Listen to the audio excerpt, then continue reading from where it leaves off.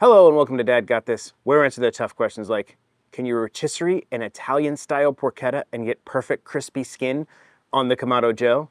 And why do pigs make terrible drivers? That second one's easy, because they're all road hogs.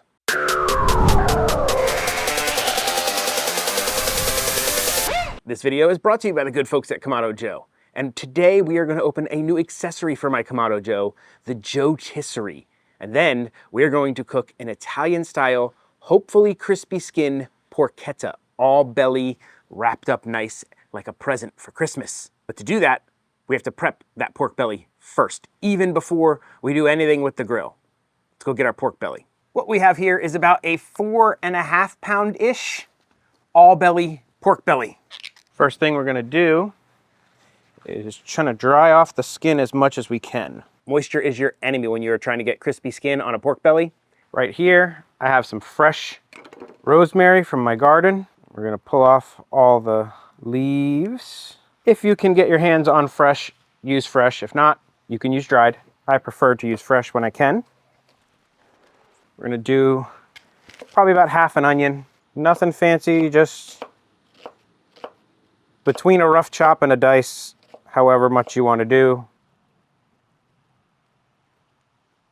And then we want a good amount of garlic, like half a head, and just smashed is fine. You just want to get those skins off there. A good amount of garlic. And then if you want, you just give it a couple more little chops. That's it, it's done. See a little bit of silver skin here. In most cases, especially on something like this, you don't want this. So we're just gonna pull that little bit of silver skin off, trying to make sure we don't take any meat. That looks good.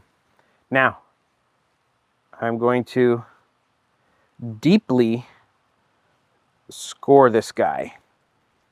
This is gonna help all of our seasonings penetrate. It also kind of makes it a little easier to roll. Just like that, nice little accordion. We're gonna season it nicely with some salt. I'm using pink Himalayan salt. You can use any salt you want. And I'm using a pepper blend of pink, black, and green peppercorns.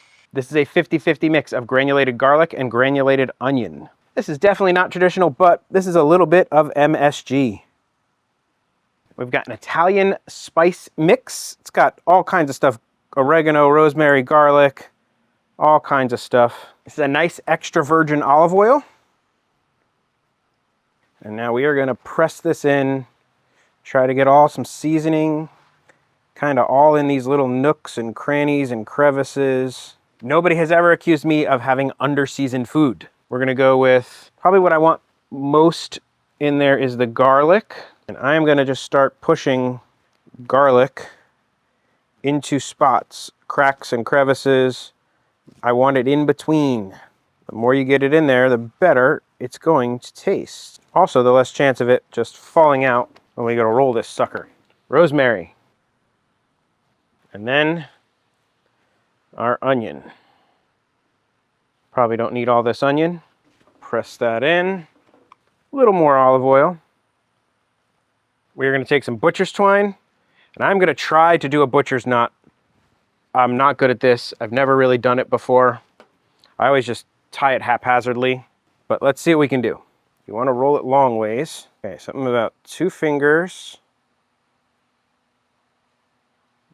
And okay. Well, I don't think that's a butcher's knot, but I think it'll hold. All right, there's some sort of twist involved. So you got your 2 fingers like this, grab it like this, grab this other guy, twist it around. I'm just gonna, I do not think that's right. And now we can go through and cut off extra. And there you have a relatively trussed pork belly. Now, to let all this stuff marinate and penetrate, this goes in the fridge for 3, 4, as many hours as you can get. Overnight's even better. It's been a few hours. It's time to get into that. This seems pretty self-explanatory, so let me empty out the grill and get it ready. Nothing really to this. All you got to do is set the rotisserie on top of the seal, lower the left-hand side table. That's going to give you access to clip your motor on that little section that is sticking out of the side. The lid closes. After that, you just stick your motor on, and then you can test to make sure that your skewer kind of slides into that part. That seems about right. Time to load it with some charcoal.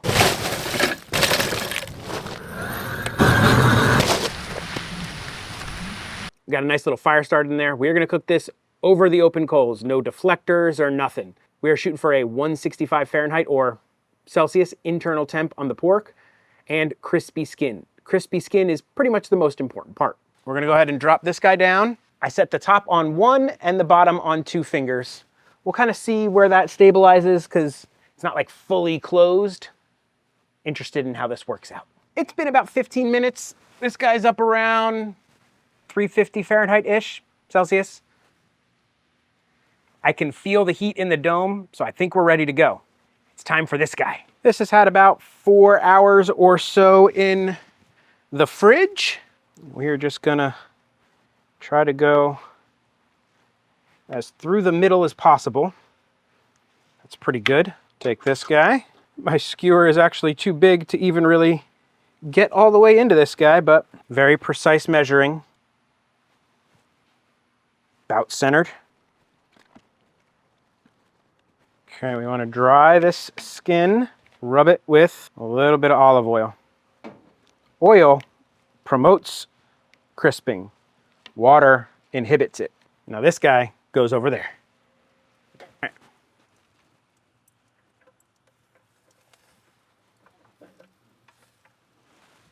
Not really centered.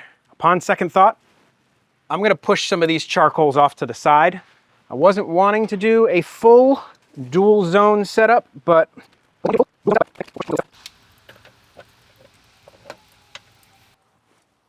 I forgot to insert my wireless thermometer. I've got it stuck right there in the little end. Should be okay. The meat is at 46 degrees Fahrenheit or Celsius. We'll see how this goes. I'm gonna cook this open as long as I can, see where the temperature's going, and then determine if I need to close the lid to get closer to time to eat.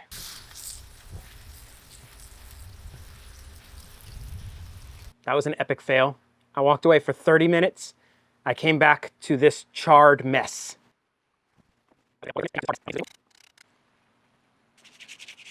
That wasn't working. Holy crap. I may have saved it, but I don't know. This thing turned into a raging inferno, and the pork was basically on fire. I didn't even have time to film it to show you guys because I was so worried about it. The only thing I can think to do is to get this guy in there.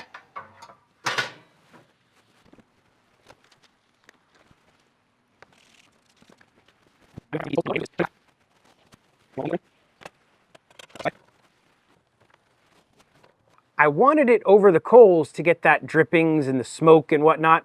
Apparently I built too big a fire. I shouldn't have had it directly over the coals. I should have done something other than what I did because what I did was not good. But you know me, I'm gonna show you my mistakes. We'll see how this thing comes out, if it even comes out.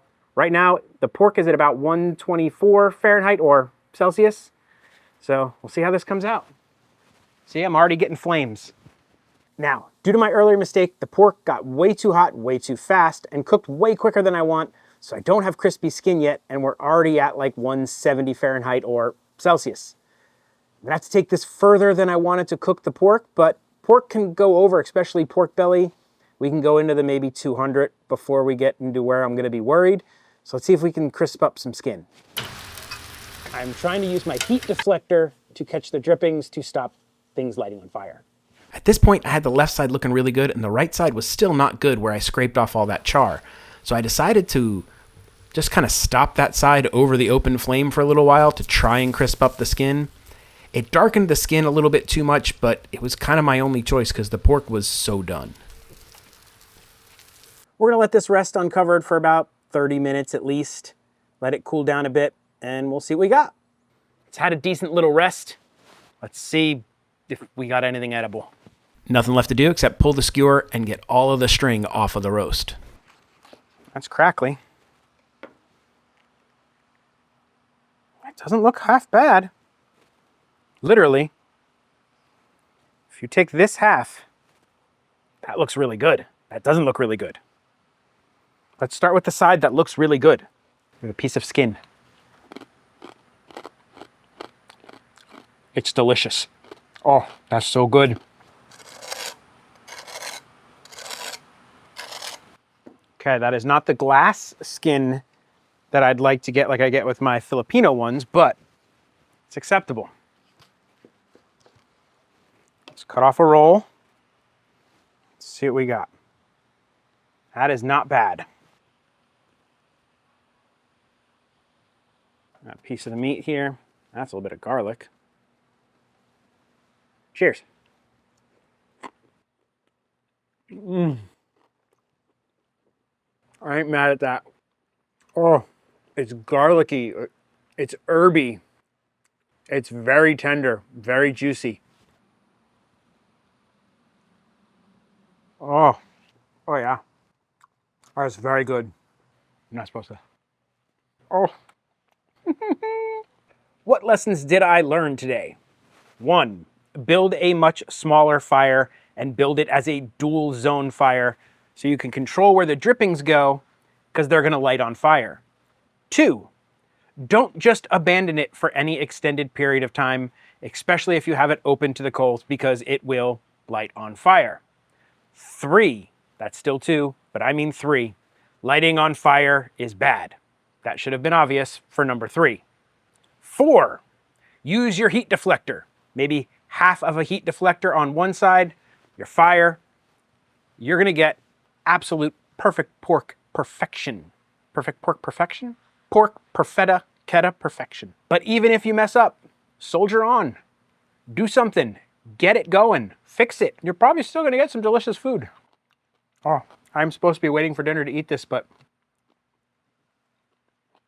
oh, I do feel like this could use a little bit of acid or something in it. There's absolutely no acid in this, just maybe some lemon juice or some lime juice. Fresh squeeze of it would really brighten up and punch up the food. But all in all, this is delicious. If you are enjoying this content, please do the likey subscribe stuff. YouTube loves it when you leave a like. I love it when you leave a comment. I answer just about every comment in my comment section. If you really want to support this channel, consider becoming a member. Members get behind the scenes updates, early access to videos. They get producer credits, they get shout outs, they get all kinds of fun stuff. I appreciate each and every one of you who is a member. But if you can't become a member, just subscribe. Subscribing would mean a huge amount to me. Well, we definitely answered a bunch of questions about how not to cook a porchetta, and eventually came around to how to cook a porchetta in your Kamado Joe using the Joetisserie. I guess that only leaves one question to answer. Why did the pig go to the casino? To try their hand at hambling. That's really bad. Dad may tell horrible dad jokes. Light half a pork roast on fire. But one thing Dad will never do is an outro. So that's it. Bye. This episode of Dad Got This was brought to you by our producers. Thank you very much.